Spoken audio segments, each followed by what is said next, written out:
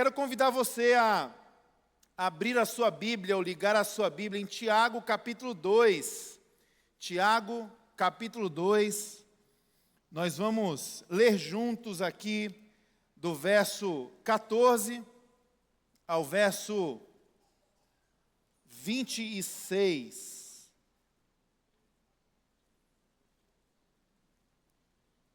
Tiago capítulo 2, do verso 14 ao verso 26. A Bíblia diz assim: de que adianta, meus irmãos, alguém dizer que tem fé se não tem obras? Acaso a fé pode salvá-lo?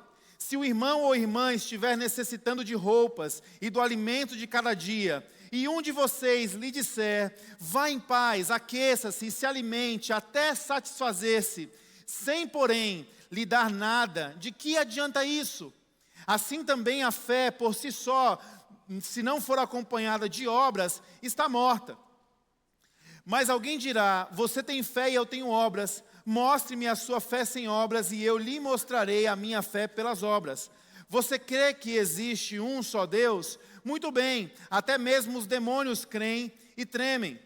Insensato! Quer certificar-se de que a fé sem obras é inútil? Não foi Abraão, nosso antepassado, justificado por obras, quando ofereceu seu filho Isaque sobre o altar? Você pode ver que tanto a fé como as obras que estavam atuando juntas, a fé foi aperfeiçoada pelas obras.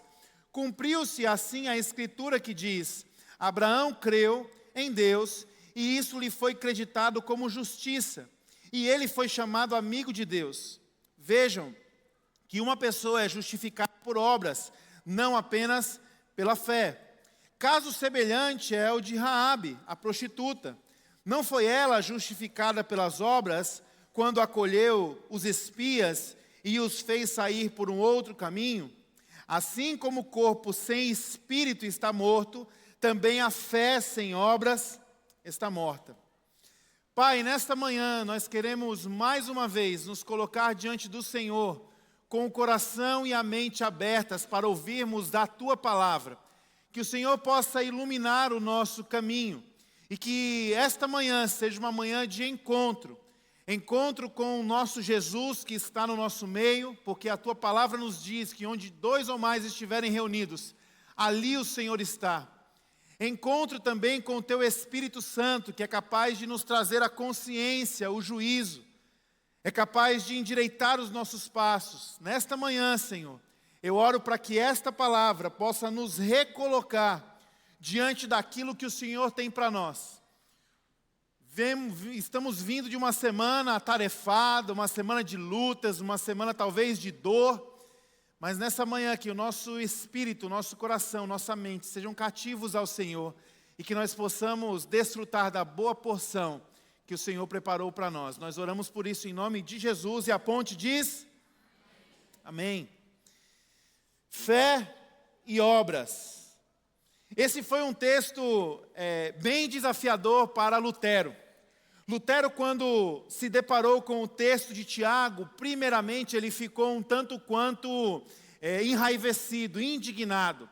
Ele considerou que Tiago era um teólogo de palha, porque a princípio, ao ler esse texto, Lutero estava entendeu que Tiago estava se contrapondo aos ensinos do apóstolo Paulo. Até porque o apóstolo Paulo nos ensina que a salvação ela é pela graça, mediante a fé.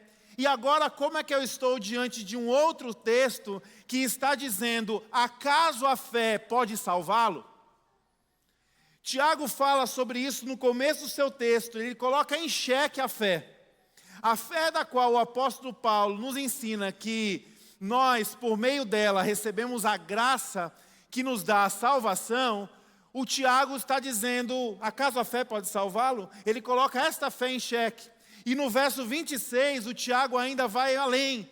Ele diz que a nossa fé, da qual o apóstolo Paulo diz que por meio desta nós somos salvos pela graça, o Tiago está dizendo que a nossa fé está morta.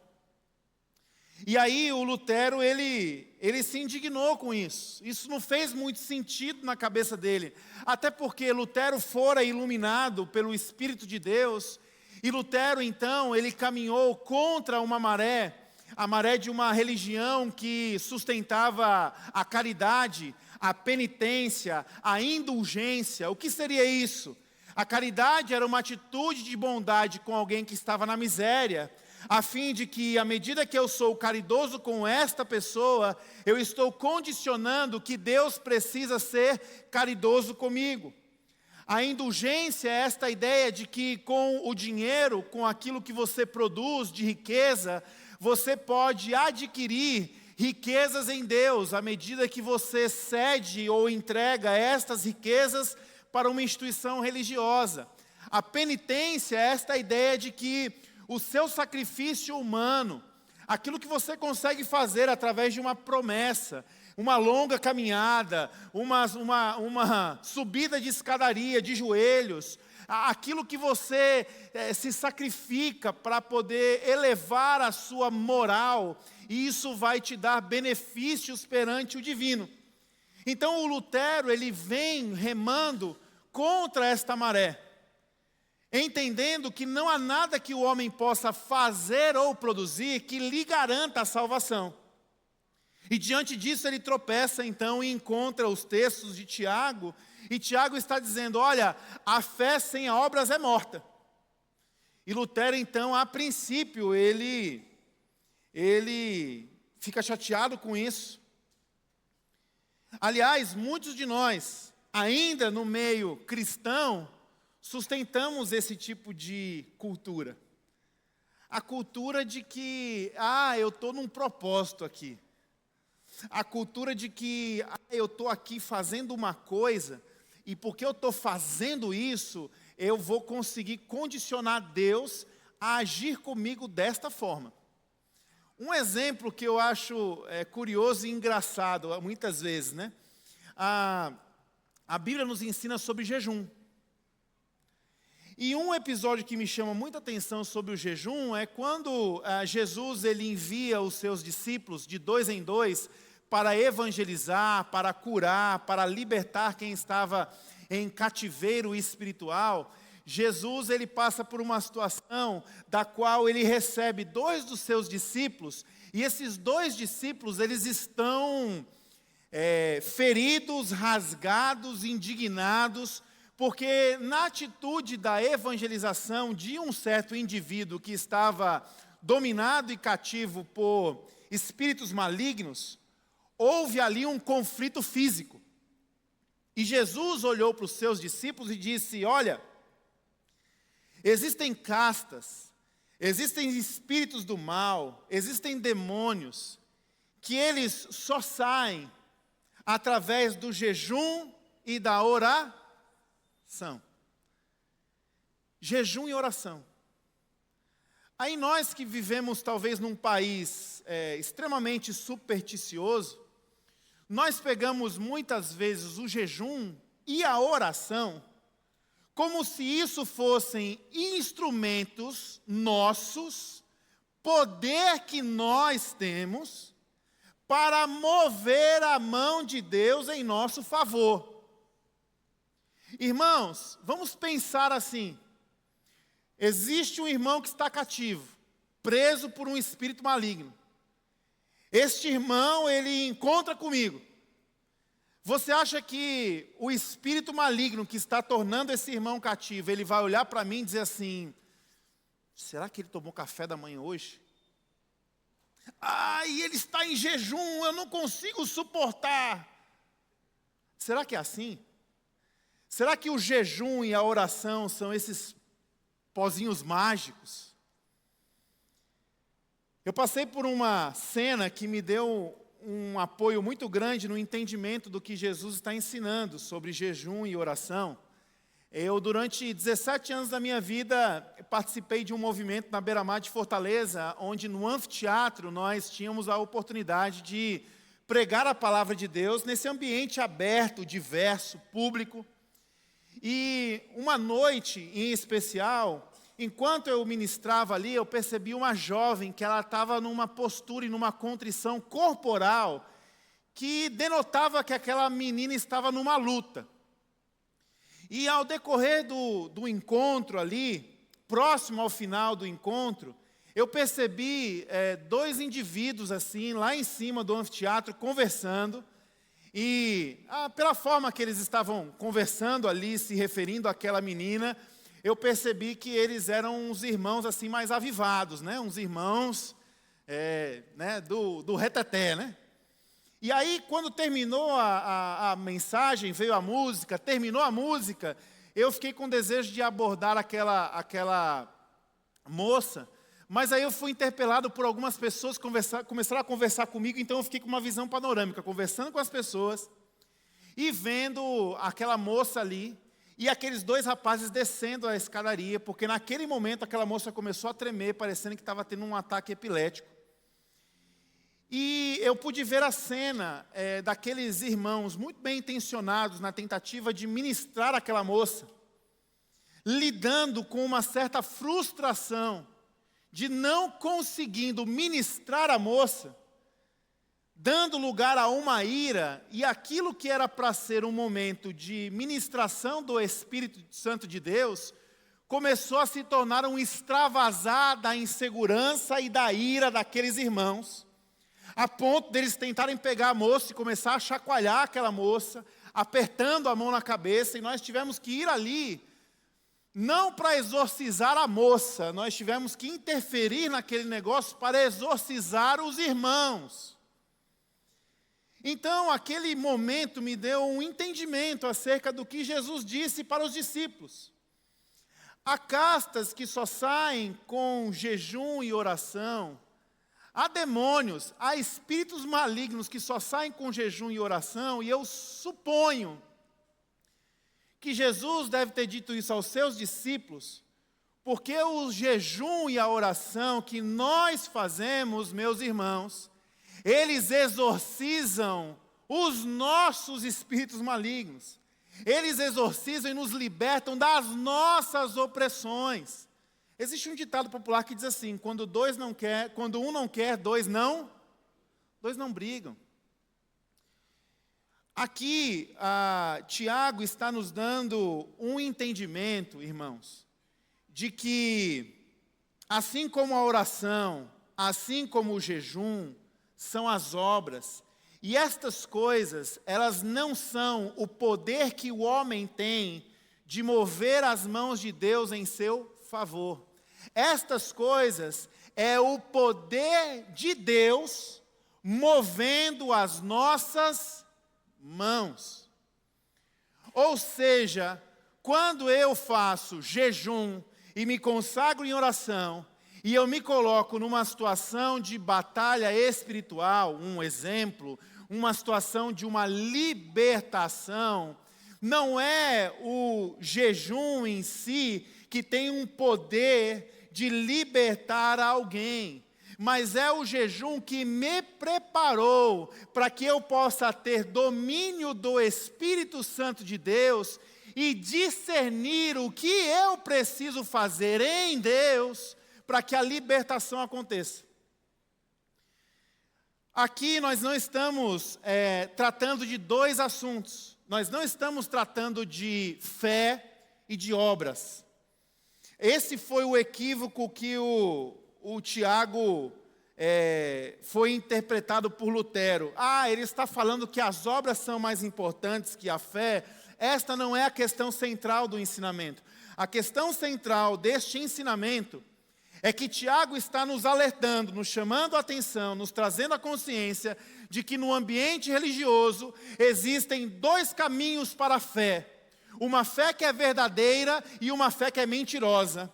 Uma fé que é viva e uma fé que é morta. Uma fé que é poderosa e uma fé que é inoperante. Tiago está nos chamando a atenção e ele não está se contrapondo ao que Paulo está dizendo quando nos traz a ideia de que a salvação é pela graça mediante a fé. Tiago está nos ajudando a entender que no seio religioso nós podemos nos equivocar, porque existem dois caminhos quando falamos de fé. uma fé verdadeira e uma fé falsa. Distorcidamente sobre a fé, nós aprendemos que se eu for bonzinho, se eu for caridoso com quem precisa, eu vou ganhar diante de Deus um superpoder. E esse superpoder nós chamamos de fé. E essa fé, ela vai ter um objetivo: mover as mãos de Deus em meu favor. Então eu vou ser bem comportado, eu vou ser bem legal, eu vou servir, eu vou dar oferta, porque se eu fizer tudo isso, eu estou recebendo um poder, e eu trato esse poder como um nome de fé, e diante de tudo isso que eu produzi, eu tenho agora direitos para que Deus mova as mãos dele em meu favor. Logo, fé nesse perímetro confuso e equivocado é um botão que eu aperto para que eu mova as mãos de Deus na direção das minhas necessidades. Tiago começa o seu texto aqui virando o tabuleiro. Diante deste pensamento, Tiago inverte tudo. Ou seja, irmãos, o fruto de uma fé verdadeira não parte da ideia do quanto Deus está movendo a mão em meu favor. Fé verdadeira parte do fruto do quanto eu movo as minhas mãos em direção à vontade de Deus. Não é aquilo que Deus está fazendo por você, mas sim o que você está fazendo para Ele. Um homem e uma mulher de fé não são categorizados como homem e mulher de fé pelo que eles estão recebendo de Deus, mas sim pelo que você está compartilhando em nome dEle. Tiago está aqui invertendo. O sentimento que eu tenho é que o Tiago ele assistiu o episódio da série que Jesus contou, chamado Parábolas, a série do Bom Samaritano. Parece que Tiago tinha isso em mente, eu suponho que ele tinha isso em mente e no coração quando ele começa a desenvolver o seu ensino. Então, irmãos, resolvendo essa nossa crise de fé, o que é a fé? A fé é o poder de Deus que move as nossas mãos. Quando Tiago está ensinando sobre fé, e ele está falando de fé e obras, não são assuntos distintos. Tiago está nos levando a avaliar a nossa fé, na compreensão de que, em suma, fé é o poder de Deus que move as nossas mãos.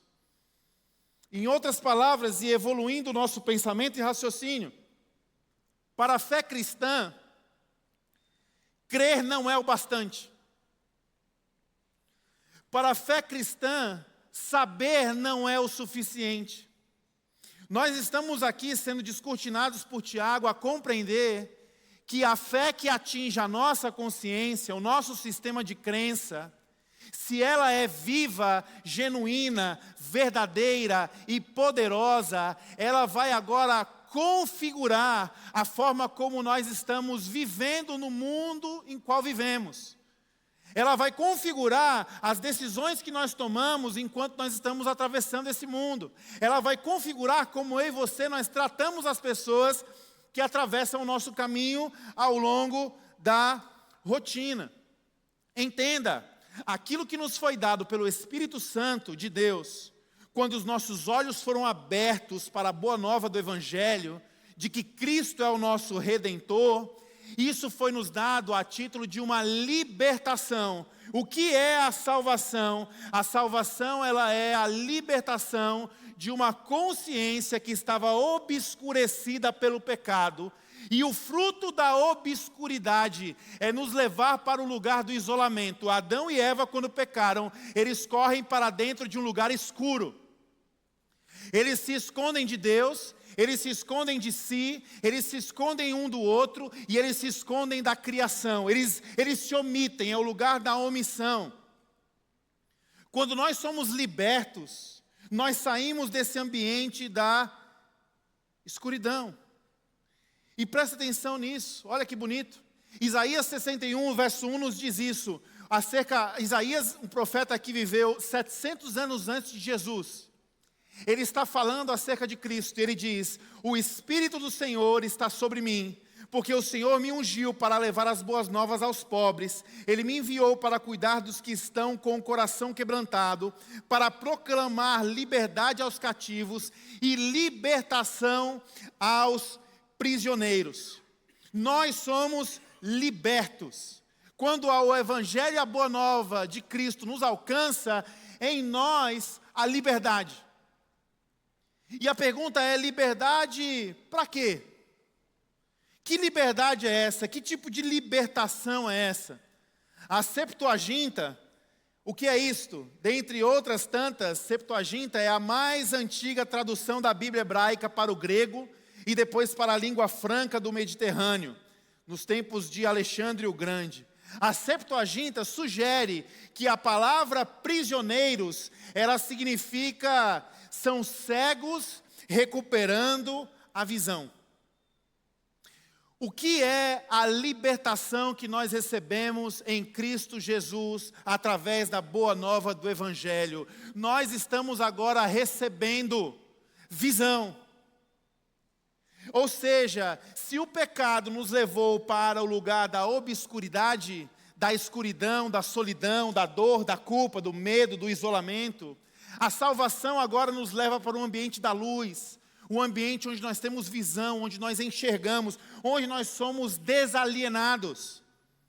O Dr. Tim Keller, já falecido, pastor reformado, ele tinha uma didática para nos ensinar acerca da libertação. O que seria a libertação? Do que nós precisamos agora ter a visão? O que era obscuro? Onde nós estávamos alienados? O Dr. Tim Keller, ele trata a nossa alienação em 4 esferas. Um homem que não tem Cristo como seu Redentor e que carece de libertação, ele está alienado teologicamente. Por conta do pecado, nós não compreendemos quem Deus é. Por conta do pecado, nós estamos vivendo uma vida de morte pautada num princípio de orfandade. Sou eu por eu mesmo. Eu tenho que depender de mim, sou eu que cuido de mim, sou eu que provê para mim, sou eu que tenho que me amar, sou eu que tenho que me respeitar, sou eu que tenho que me satisfazer. Não é à toa que o maior fruto prático e evidente de alguém que está distante de Deus é o egoísmo. É a idolatria, é o culto a si mesmo. A primeira alienação da qual nós somos libertados através do Evangelho, da qual nossos olhos são iluminados e nós podemos enxergar, é a alienação teológica. Nós não estamos sozinhos, nós não somos órfãos. É por isso que Jesus, em João capítulo 14, ele diz o quê? Eu sou o caminho, a verdade e a vida, e ninguém vem ao Pai, a não ser por mim. Ou seja, por meio de Jesus, o nosso entendimento é iluminado, e aquilo que era uma alienação acerca de quem é Deus, é uma energia, é um ser supremo, é um alienígena, não é ninguém, é a minha vontade de fazer o bem, sou eu. Não, por meio de Jesus, nós somos resolvidos, nós entendemos que nós temos em Deus um Pai, iluminado sobre essa verdade. A segunda verdade, segundo o Dr. Tim Keller fala acerca da libertação, é a segunda esfera, o segundo muro, é o muro existencial.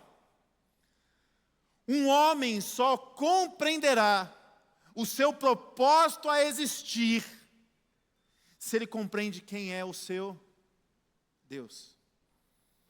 Ou seja, eu não tenho como se aproximar de mim mesmo estando distante de Deus. Santo Agostinho dizia isso. Eu não tenho como me aproximar de mim mesmo estando distante de Deus. O exercício que Jesus fez ao longo do Evangelho, quando ele apresentava a libertação da Boa Nova para as pessoas, à medida que as pessoas se aproximavam de Jesus, Jesus aproximava essas pessoas de quem elas eram. Lembra da mulher do poço? Vai buscar o teu marido. Não tenho marido. Ah, não tem, já teve 5, né? Que isso, Jesus? Que forma rude. Conhecereis a verdade vos libertará. Parte da nossa libertação tem a ver com a aproximação de quem nós somos. Em admitir os nossos pecados, as nossas falhas, a nossa maldade, e também crer pela fé que mesmo diante desse cenário ruim, nós temos um Deus que é capaz de nos reorientar, nos restaurar, nos dar um novo começo, e em Cristo Jesus nós podemos ser novo de novo. A boa nova do Evangelho está agora nos ajudando a um processo de libertação e voltar a enxergar a razão da nossa existência. A terceira alienação que nós sofremos quando estamos cativos no pecado e não temos a liberdade, a alienação social. Olhamos para as pessoas como se essas pessoas fossem os nossos inimigos, os nossos concorrentes, ou a nossa matéria-prima para a extração daquilo que pode nos alimentar na vaidade, no poder e no prazer. Olhamos para um semelhante como se esse semelhante fosse somente um objeto do qual nós podemos extrair aquilo que alimenta a nossa vaidade, o nosso poder ou o nosso prazer. Olhamos para as pessoas como se as pessoas fossem objetos para serem consumidos. E a consequência final de quem trata algo ou alguém como um bem de consumo é a destruição. Quem é o nosso primeiro exemplo do alienado social? É o nosso irmão Caim. E na sua alienação social, o que ele fez? Consumiu o seu irmão até a morte. Qual foi a pergunta que Deus fez a Caim? Caim, onde está o seu irmão? Qual foi a resposta do coração daquele que era homicida e que estava escurecido no seu pensamento? Acaso eu sou responsável pelo meu irmão? É engraçado, duas coisas acontecem quando a pessoa vira pastor, vou contar para vocês. A primeira coisa no começo só te chamam de pastor quando alguma coisa ruim aconteceu. Johan, eu não tenho nem crise com isso. Quando você chama de quê?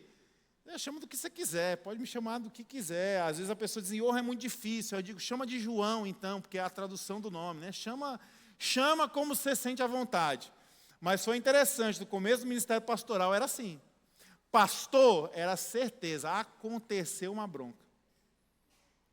É a primeira coisa que acontece no ministério pastoral. A segunda coisa é a lista do pode e não pode.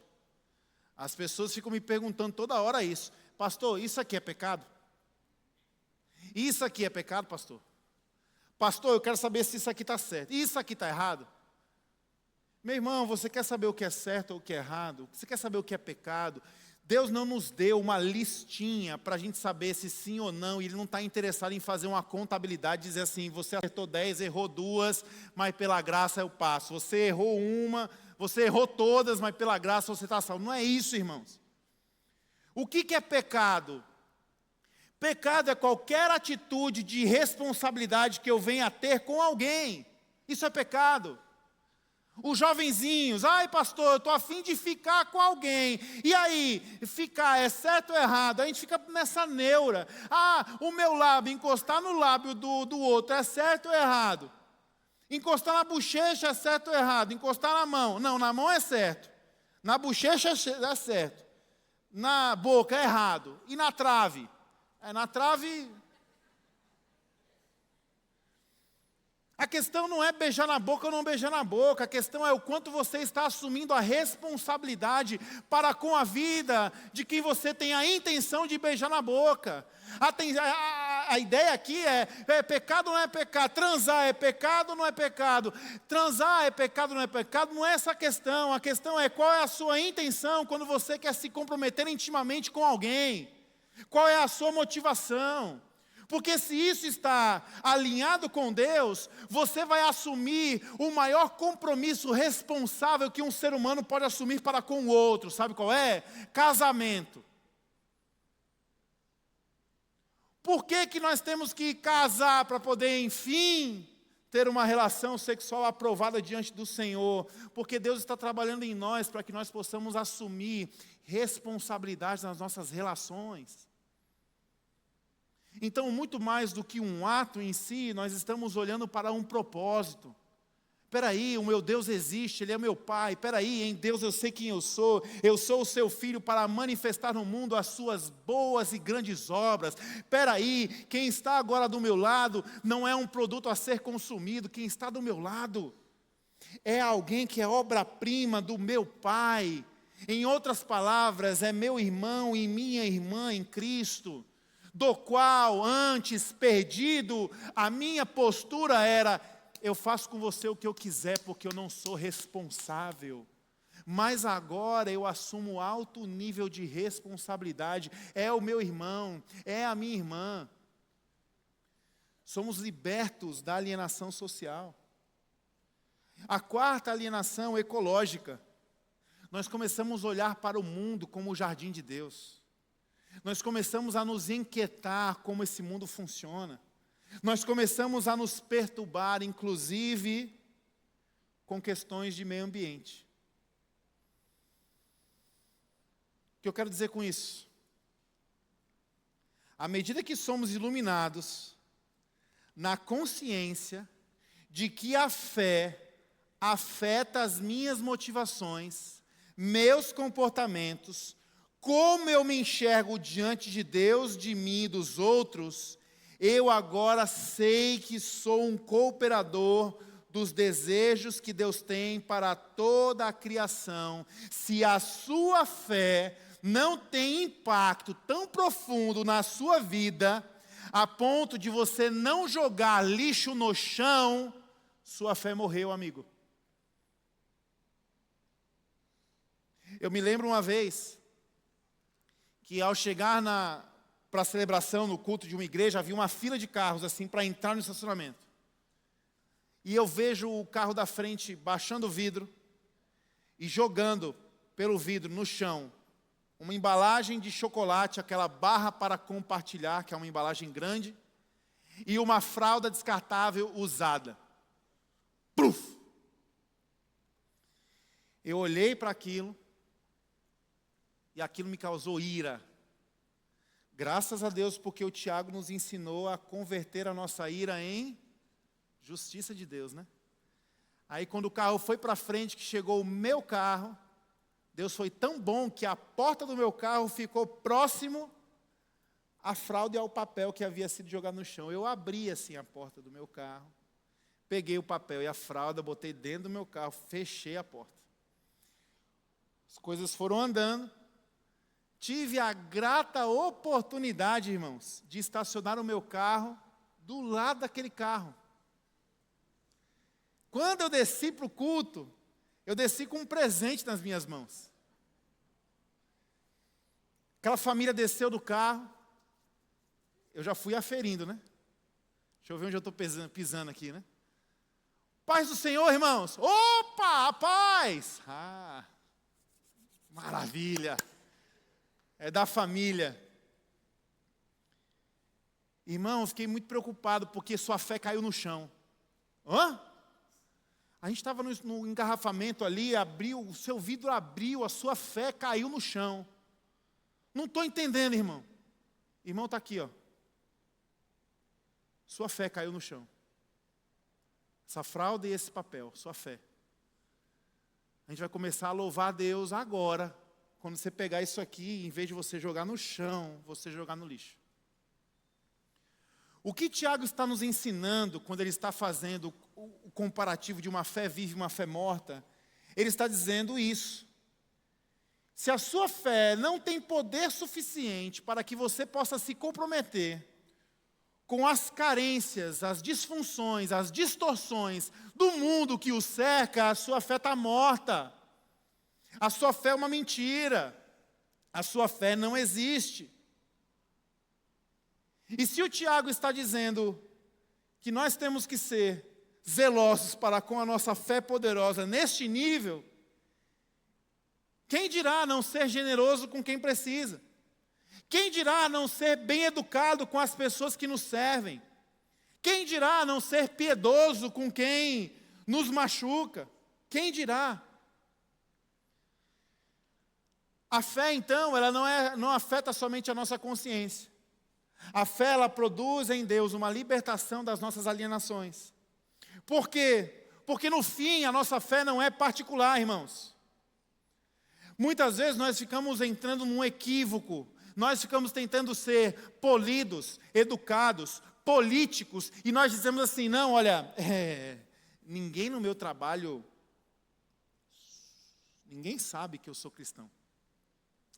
Porque assim, mente evoluída, a fé da pessoa é um assunto reservado, ela é privado, ela é particular. Isso é um equívoco teológico. Porque Tiago está dizendo, quando você olhar para alguém que está desamparado, ajude essa pessoa. Quem é o desamparado? O desamparado não vai estar dentro da sua casa, não vai estar dentro do seu quarto, não vai estar no armário da pia do seu banheiro. Você vai abrir assim, vai ver um desamparado ali, no lugar mais íntimo. Não, o desamparado está no lugar onde todo mundo vê. Porque a nossa fé é pública. A nossa fé, ela precisa manifestar a bondade de Deus lá fora. É por isso que o apóstolo Paulo diz assim, olha, a criação, ela geme e ela chora e ela aguarda ansiosamente a manifestação dos filhos de Deus. É o que a palavra nos ensina. Então não vem com essa de dizer assim, olha, eu não trato bem as pessoas no meu trabalho porque a minha fé é particular. Isso é dicotomia, isso é hipocrisia, isso é teatralidade. Isso é o que Jesus diz quando ele olha para os religiosos que erguiam a mão em público e faziam as suas orações para serem vistos. Só que está em oposto. Você está vivendo o mundo invertido dessa hipocrisia. Enquanto a hipocrisia ela está assim, naqueles que erguem a sua voz, erguem as suas mãos para serem admirados publicamente, a hipocrisia da fé também está naqueles que, quando têm a chance, a oportunidade e o dever de manifestar a sua fé publicamente, estes a resguardam. Estes calam a boca, esses recolhem a mão, esses escondem o recurso, esses dão desculpas. A nossa fé não é particular. O sintoma de uma fé viva é que ela não vive do quarto para dentro, ela vive do quarto para fora. O que Tiago está nos dizendo é, olha, você tem que ter obras. Não é isso. O que Tiago está dizendo, você quer saber se a sua fé está viva, os sinais vitais que marcam que a sua fé tem pulsação são as obras. Enquanto a oração deve ser vivida da porta do quarto para dentro, a fé verdadeira é expressa do quarto para fora.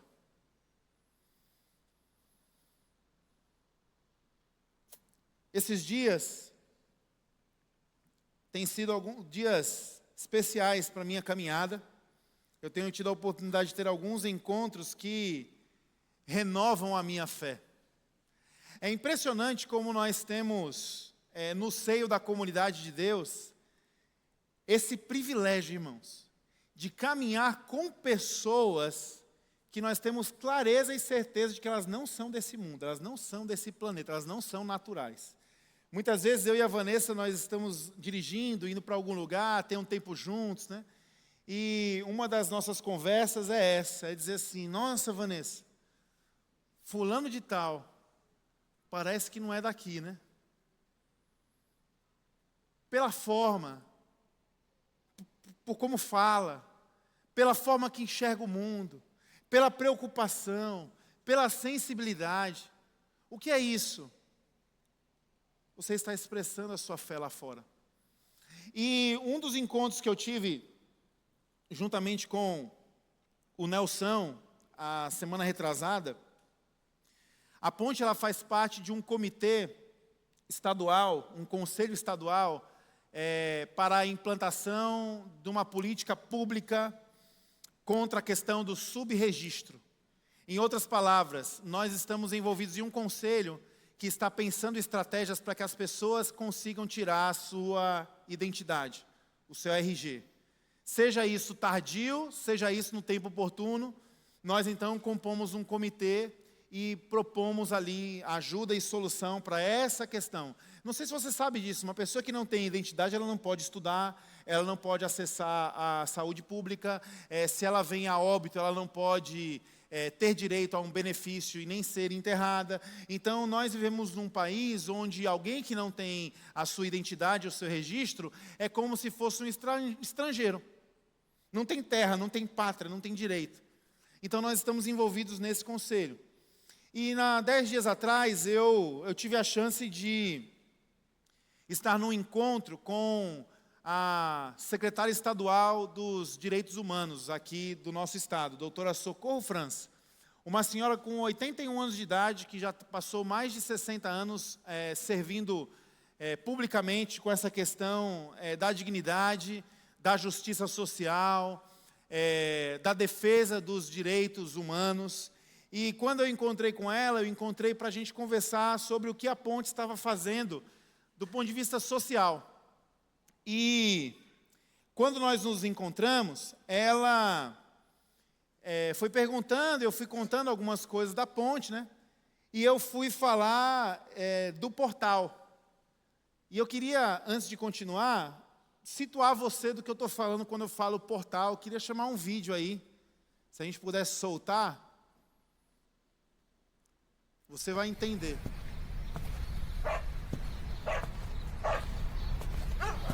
Somos mais de 7 bilhões de pessoas no mundo, e cada um segue seu próprio caminho. Mas o mundo é tão grande, as desigualdades também. Nem todos caminham por uma estrada tranquila e segura. Para alguns, o percurso tem mais obstáculos, mas existe algo capaz de mudar para sempre o rumo dessa história: a oportunidade. Com oportunidade, quando uma porta se fecha, abre-se um portal. O portal é um centro de iniciativas idealizado pela Igreja A Ponte de Fortaleza para ajudar na caminhada de quem mais precisa. Localizado em frente à comunidade Poço da Draga, ele será um espaço de formação e transformação através do intercâmbio de experiências, conhecimentos e, claro, oportunidades. Em parceria com ONGs, empresas e outros profissionais, o portal irá oferecer cursos, oficinas, acompanhamento e capacitação para crianças, jovens e adultos, estimulando o desenvolvimento pessoal e profissional. O projeto prevê salas de aula e atendimento, cafeteria, barbearia, estúdio de música, coworking, cozinha-escola e muito mais. Tudo isso em um espaço moderno e pronto para receber a comunidade. Mas para que o portal se torne realidade, precisamos da sua ajuda. Aproveite a oportunidade de fazer mais pelo próximo e seja um patrocinador. Escaneie o QR Code ou ligue e veja como você e sua empresa podem ajudar. Uma oportunidade muda tudo e para melhor. Conheça o portal e seja a diferença no caminho de alguém.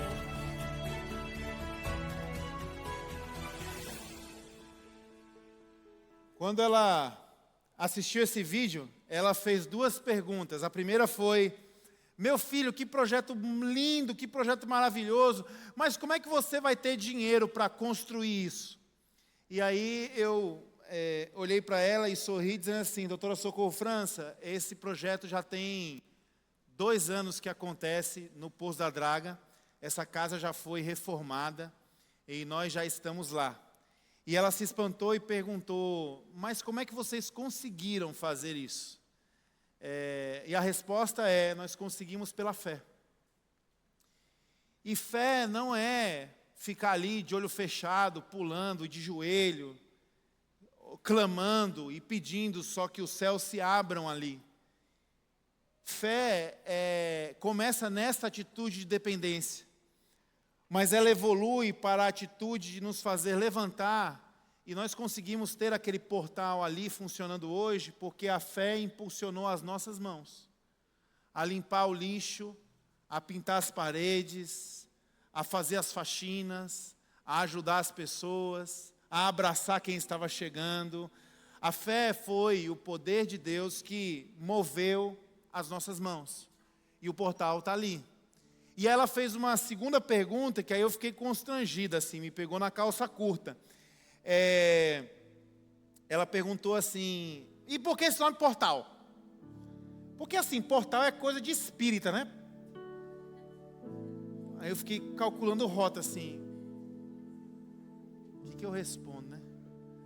Aí eu disse, não, doutora, é portal porque o portal é esse lugar que ele abre e ele transporta as pessoas de um lugar para o outro, de uma realidade para outra. Então nós queremos ser isso naquela comunidade. Ah, é muito legal, meu filho, muito bom. Mas eu saí dali com aquela pergunta, né? Ah, pai, por que portal, né? Interessante esse negócio. E essa semana, eu compartilhei isso ontem na reunião de oração. O privilégio de ser crente de verdade é que vocês ficam sabendo das coisas primeiro. Então, se você veio para a reunião de oração, você já sabe que eu compartilhei isso na reunião ontem, um tempo bem especial de oração. Que com essa pergunta, ela foi uma pergunta de Deus assim para a minha vida, porque ela me levou para a palavra. E fazendo devocional em Marcos capítulo 2, eu me deparei com a situação dos amigos de um paralítico. E o paralítico ali na sua maca, ele contou com a fé dos seus amigos. E esses amigos, a Bíblia diz que pegaram a maca e levaram para uma casa onde Jesus estava ensinando. Mas ao chegarem ali, não havia possibilidade de entrar com aquele paralítico, porque a casa estava muito cheia, não dava para passar pela porta. E os amigos então, eles decidiram subir no teto daquela casa, abrir um buraco no teto e descer o paralítico até onde Jesus estava. E Jesus, ele vendo aquela cena, ele fala uma coisa tremenda, poderosa. Ele diz assim ao paralítico: pela fé dos seus amigos, você está perdoado. Pela fé dos seus amigos, você está perdoado. Irmãos, isso é muito forte. Talvez não só a parábola do bom samaritano estava no coração do Tiago quando ele escreve o que ele escreve, mas eu fico pensando, será que Tiago estava lá? E quando ele vem defender a fé verdadeira, ele está defendendo a fé verdadeira da perspectiva de que quando a nossa fé é viva, salvação encontra lugar no coração de outras pessoas. Perdão encontra lugar no coração de outras pessoas. Por causa da fé dos seus amigos, você foi perdoado. Diante disso, nós temos alguns valores e princípios práticos que nós poderíamos adotar para a nossa vida, diante de uma fé viva. O que nós podemos aprender dessa história, desse encontro de Jesus com esse paralítico? A primeira coisa, uma fé viva, ela torna a dor do outro a sua dor. O problema do outro, ele é o meu problema. Se a sua fé está viva, ela não está sendo operacionalizada somente em prol das suas necessidades. Se a sua fé é viva, o problema do outro passa a ser o seu problema. É a primeira coisa que nós aprendemos nessa historinha. A segunda coisa que nós aprendemos é que uma fé viva, ela não dá desculpa. Rapaz, eu queria te levar, mas você está pesado aí, eu estou com uma dorzinha aqui na lombar. Não vai dar hoje. Eu queria te levar, estamos até aqui, mas você está vendo que está lotado, não dá para entrar. Vamos deixar para uma próxima. A fé viva, ela não dá desculpa. E a terceira coisa que nós aprendemos nessa história é que a fé viva, diante de uma porta fechada, ela abre um buraco no teto. Diante de uma porta fechada, ela abre um portal. Eu fui levado por essa inquietação da pergunta da doutora Socorro França, a entender que a melhor resposta que eu poderia ter dado para ela, diante daquela pergunta, portal, não é coisa de espírita? Se eu pudesse responder hoje para ela, eu responderia assim: doutora Socorro França, a senhora errou somente em uma letra. O portal não é coisa de espírita. O portal é coisa do Espírito.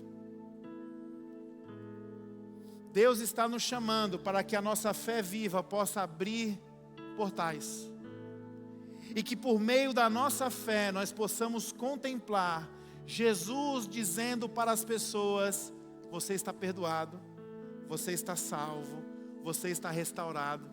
Imaginando aquela cena, irmãos, imagine comigo, você e eu lá na casa, apertada, Jesus ali ensinando. Daqui a pouco você começa a escutar: meu irmão, o que está acontecendo aqui?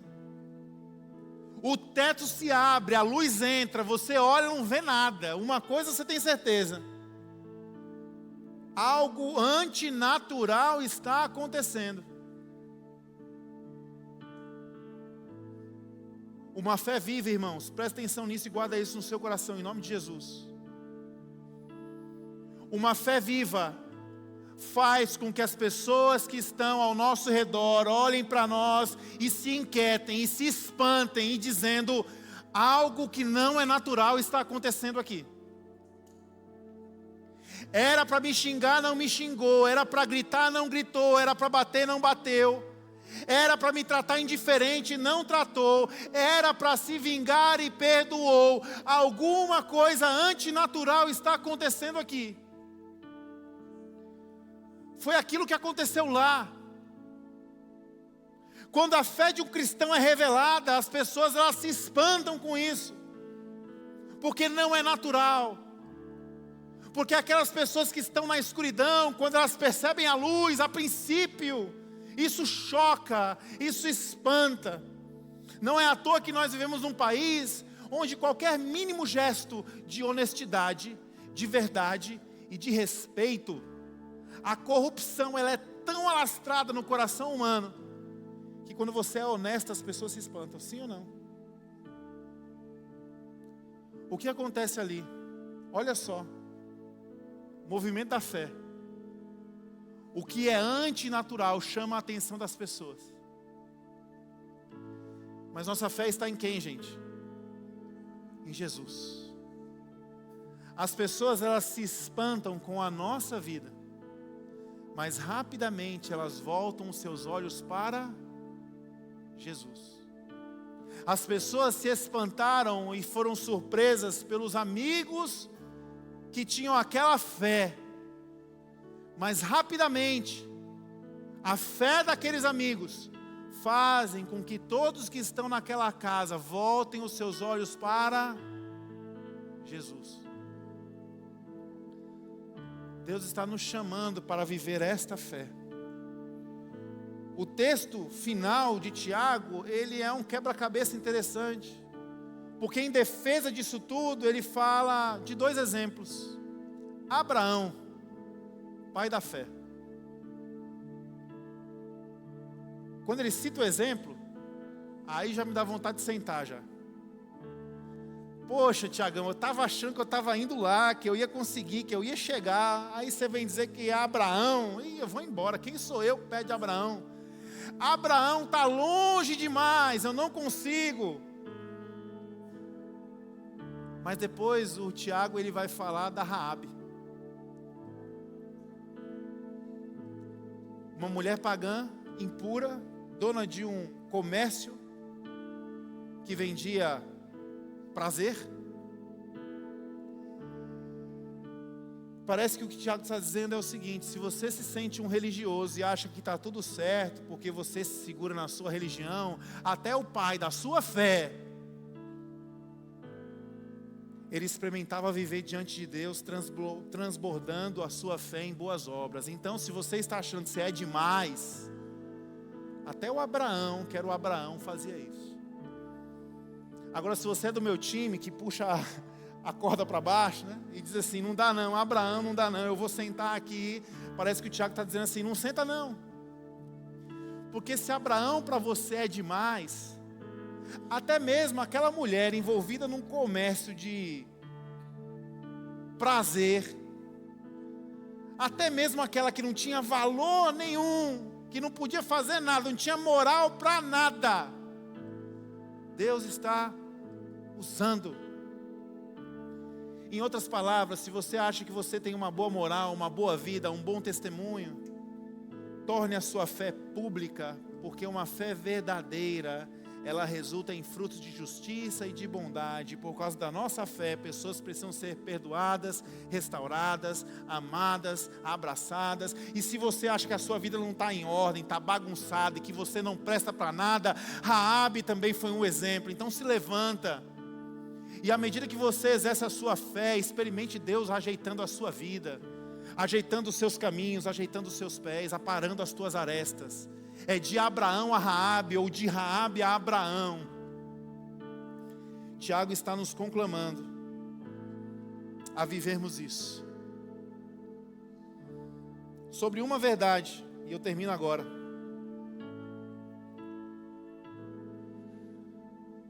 Aqueles homens de Marcos capítulo 2, talvez sem ter noção, eles encenaram o que Jesus fez por mim e por você na cruz do Calvário. Nessa história nós éramos os paralíticos, irmãos. Nessa história nós éramos aqueles que nós não tínhamos condição de fazer absolutamente nada. Nós estávamos inertes nos nossos pecados. E a nossa sentença era a morte. Mas houve alguém que decidiu segurar na nossa maca. Houve alguém que decidiu nos levar até o Pai. Houve alguém que, da sua glória, dos céus, abriu um portal e se esvaziou por ele, para que eu e você tivéssemos vida. Esse foi Jesus. Então talvez, se a sua fé está inoperante hoje, se você olha e diz assim, eu estou ruim, eu estou longe, eu estou fraco, não estou fazendo nada disso, rapaz, minha fé, ela está lá no Alasca, dentro de um iceberg. Talvez essa manhã você precisa se voltar ao que Jesus fez por você na cruz do Calvário. Talvez nessa manhã você foi chamado para cá para se lembrar que você era este paralítico. E que Jesus na cruz do Calvário entregou a sua vida por acreditar, plena convicção de que sua obra redentora poderia trazer luz para aqueles que estavam na escuridão. Fecha os teus olhos, curva a sua cabeça, vamos orar.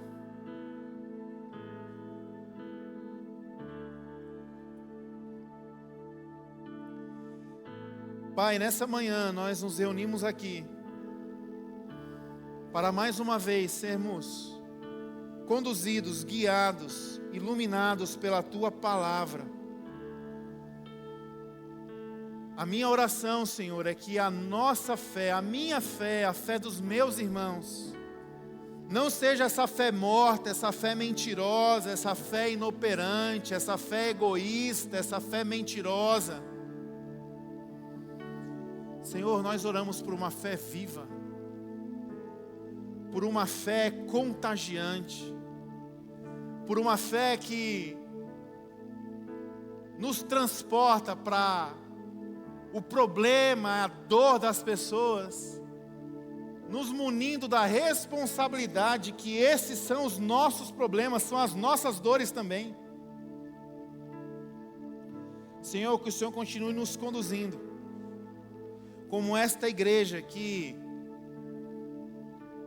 diante daquilo que está inerte, carente, sofrendo, e que não teria lugar diante das portas fechadas, que nós possamos ser esses teus filhos que sobem no telhado e que abram portais. Nós queremos abrir buraco no teto, Senhor. Eu não me refiro somente às causas sociais, eu não me refiro somente a projetos, eu não me refiro somente aos estranhos que precisam ser acolhidos como família.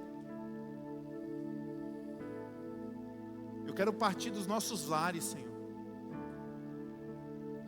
Talvez existam portas fechadas,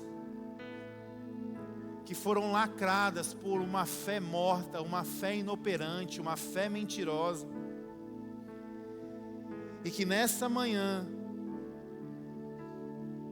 na esperança que é de Abraão a Raabe, ou de Raabe a Abraão, em Cristo nós podemos ter uma fé viva. E todas as portas que estão fechadas dentro dos nossos lares, talvez marido com esposa, filhos com pais, pais com filhos, vizinhos, que essas portas que estão trancadas, elas sejam uma motivação para que nós possamos abrir o teto, e que essa fé genuína, ela faça com que esposas, maridos, filhos e pais, ao se espantarem com aquilo que não é natural, possam ver Jesus. Minha oração, Senhor, é que o Senhor possa aparecer nas nossas casas através de cada um de nós. Minha oração é que o Senhor possa aparecer nos nossos casamentos através de cada um de nós. A minha oração é que o Senhor possa aparecer, Senhor, na mesa de cada casa, aqui representada, de cada família, que o Senhor possa aparecer na mesa de qualquer refeição ordinária, através de nós. Nós oramos para que o Senhor apareça para os nossos vizinhos, através de nós, Senhor. Nós oramos para que no trânsito caótico de Fortaleza, o Senhor seja visto através de nós. Senhor, que o garçom do restaurante que nos atende, ele possa ver Jesus através de nós.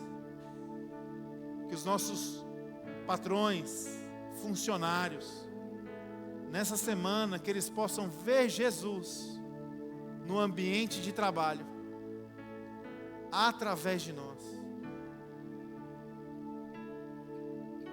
Nós queremos submeter a Ti a nossa vida, com as nossas imperfeições, de Abraão a Raabe, ou de Raabe a Abraão. Todos somos quebrados, Senhor. Todos somos falhos. Mas nós sabemos que o Senhor é aquele que quebra o vaso, mas que refaz um vaso novo. A minha oração é que a nossa fé seja quebrada nessa manhã, nesse lugar, e ela seja refeita diante do Senhor.